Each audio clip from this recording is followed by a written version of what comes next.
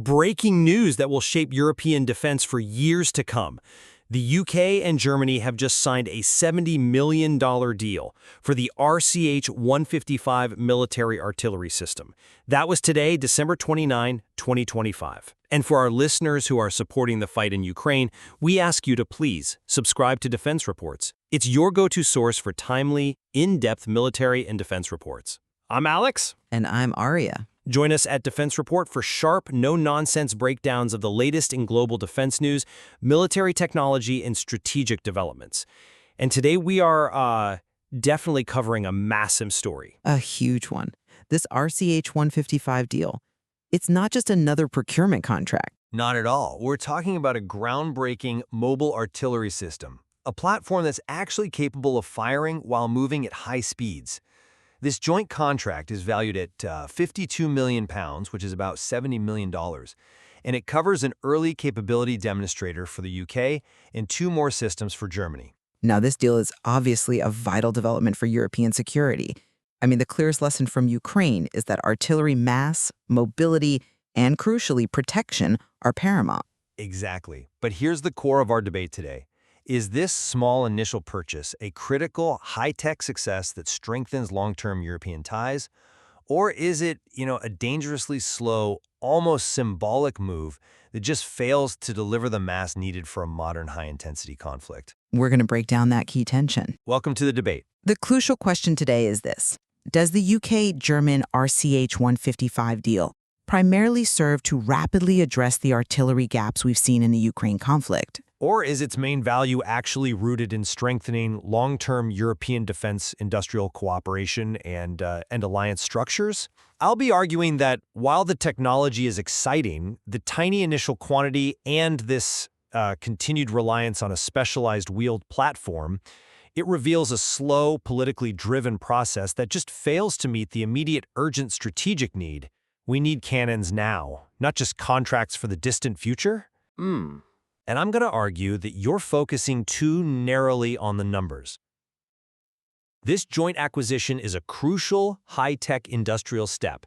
It prioritizes long-term strategic alignment, and by integrating this system into the Boxer program, we are ensuring European resilience for decades. That is the only sustainable way to deter conflict and support all our allies, including Ukraine. Look, I believe the RCH 155 deal is a landmark success. It fundamentally strengthens UK-German industrial capability and strategic cohesion at the most volatile moment for European security since the Cold War. You have to look at the context. This project is a crucial European hedge against the, let's face it, increasing unpredictability of US foreign policy. I mean, we have to factor in the real possibility of sustained American isolationism. We've heard certain political factions in the U.S. express, frankly, Anglophobia, and this all fits into the perceived U.S. pursuit of a 3 zones of influence doctrine. For listeners who aren't familiar, this theory suggests the U.S. is pulling back to focus on the Western Hemisphere, leaving Europe and Asia to largely manage their own security.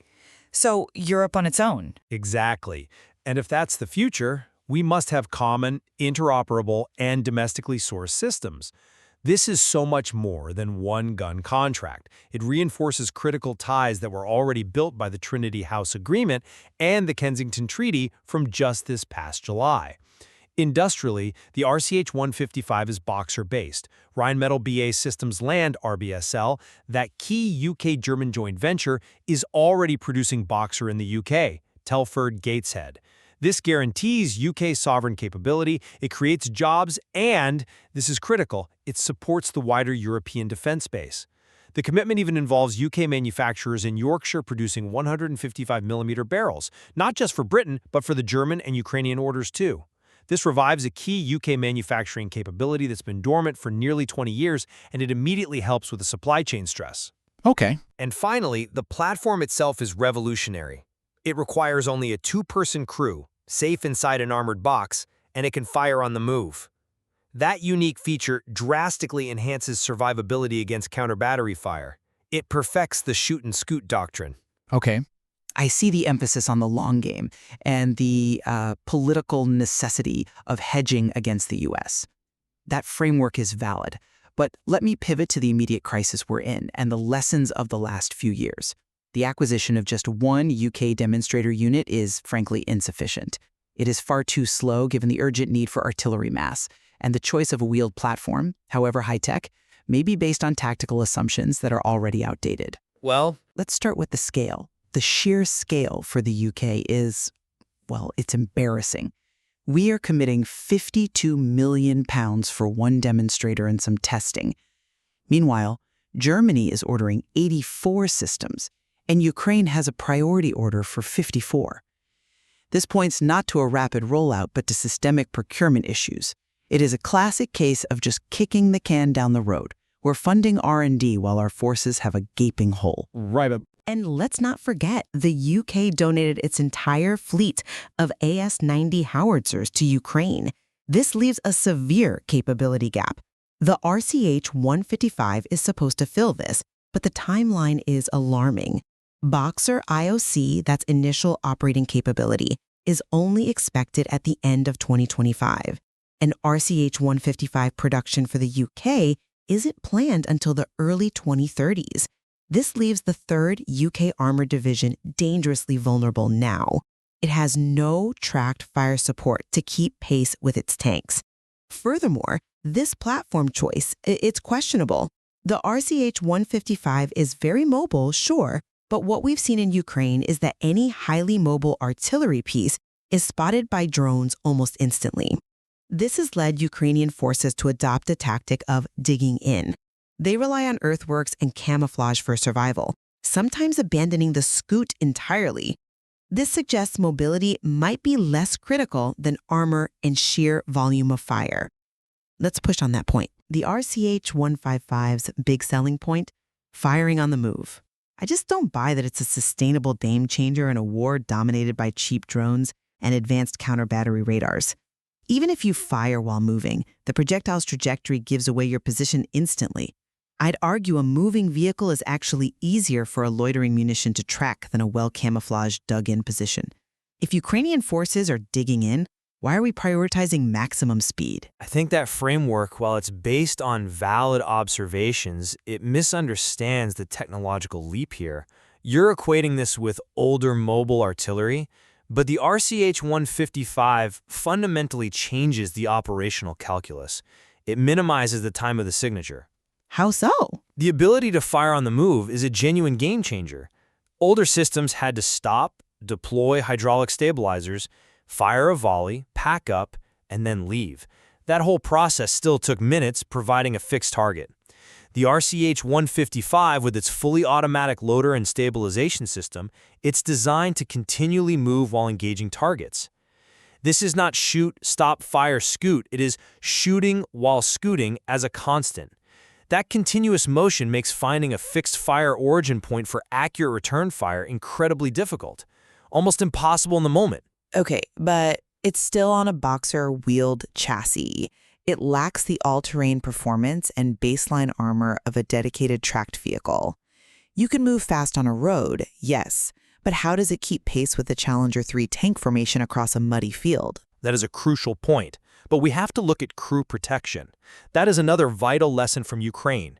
You mentioned the vulnerability, but the Boxer chassis and the RCH 155's fully automatic system are a massive advantage. The two-person crew stays fully protected inside that armored box for the whole engagement, loading, firing, moving. Compare that to the French Caesar, where crew members have to manually load rounds outside, completely exposed to shrapnel and drone attacks.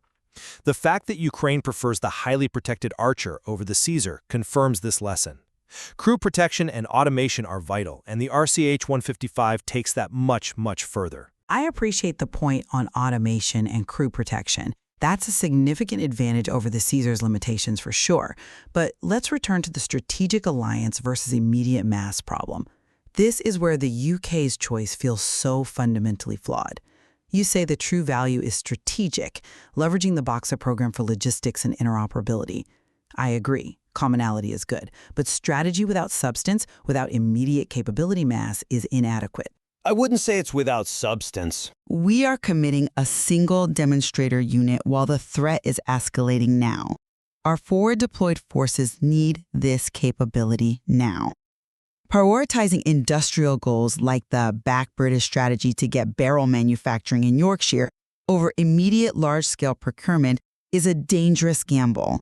It risks leaving our forces inadequately equipped today. We're prioritizing long-term industrial contracts over immediate combat readiness. We need deterrence mass on NATO's eastern flank, and we need it yesterday.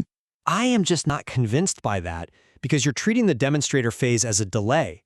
In reality, it is the foundation for a much deeper, more resilient security structure that directly supports the immediate crisis in Ukraine. You cannot separate industrial resilience from strategic deterrence. This joint development prioritizes long-term security architecture, NATO reinforcement, E3 cooperation. That's critical for sustaining support to Ukraine long-term, especially if this conflict grinds on. By developing this on the Boxer chassis, we gain massive logistical benefits. A common engine supply chain through Rolls-Royce and MTU, that simplifies everything. But more importantly, it brings back UK barrel manufacturing. This supports all partner orders, including Ukraine's, and it makes us less reliant on, for instance, US controls. You brought up stress. Imagine that compounded by ITIR, the US arms regulations. When we buy US systems, any transfer to an ally like Ukraine can be held up in Washington. Developing robust ITR-free European supply chains is deterrence. I absolutely agree that ITAR-free capability is vital for European sovereignty, especially for helping Ukraine. That is a huge benefit. However, the fundamental question is still there. Does the RCH 155, by focusing only on wheeled mobility, provide the heavy tracked fire support that the 3rd Armored Division needs? It operates in a close battle scenario. It needs protection and all-terrain mobility. Well, We're focused on high speed, but heavy brigades need something that can keep up with a Challenger 3 or an Ajax. A tracked system like the PSH 2000 or the K9 Thunder offers superior protection and off-road mobility. I strongly suspect, the decision to go all in on a wheeled RCH 155 was a cost savings measure to avoid buying a dedicated heavy tracked howitzer. Cost savings today often mean critical capability gaps tomorrow. The need for tracked platforms is traditional doctrine, I'll grant you, but we have to recognize the flexibility the Boxer offers. And the modern battlefield demands dispersed, rapidly repositioning units to survive. Focusing only on heavy armor risks creating slower, more vulnerable formations. The RCH 155 fits a different doctrine, one of strategic mobility, where forces can deploy rapidly across huge distances, crucial for reinforcing NATO's eastern flank, and survive by never presenting a static target. It is a force multiplier. We're choosing a future of rapid, networked fire support over legacy-tracked systems that strain logistics and manpower. But the danger of that rapid doctrine is it leaves your heavy forces tactically unsupported in a direct fight. If the terrain is too difficult, who provides the heavy fire? The long timeline here means we're betting on a future system to solve a present crisis. That is a major strategic risk. Ultimately, this joint venture is an essential long-term investment in UK-German industrial power and technological superiority. The features firing on the move, the automated crew, deep integration with the Boxer program, they lay a strong foundation for future European security. They establish a resilient industrial base capable of sustaining not just our forces but crucial partners like Ukraine for the long haul, free from dependence on unpredictable powers. That strategic alignment is the true cornerstone of deterrence. And I'll reiterate that while the tech is impressive and the industrial benefits are critical, the initial scale of the UK's purchase, 1 unit, is deeply worrisome. The geopolitical reality demands mass production now. We need to address immediate capability gaps, not engage in lengthy, expensive demonstration phases for a handful of units. The commitment simply has to match the urgency of the crisis we are all facing. And this debate really highlights the difficult balance that all European NATO nations are managing. It's that tension between building long-term, resilient, technologically superior capabilities, which is the only way to sustain our forces and support Ukraine, and meeting the immediate, urgent need for military mass. A tension that the war in Ukraine continues to stress test every single day. You've been listening to Defense Report by Alex and Arya, where we analyze the latest in military strategy, global defense, and advanced weaponry. Subscribe to Defense Reports, your go-to source for timely, in-depth military and defense reports. We'll catch you next time.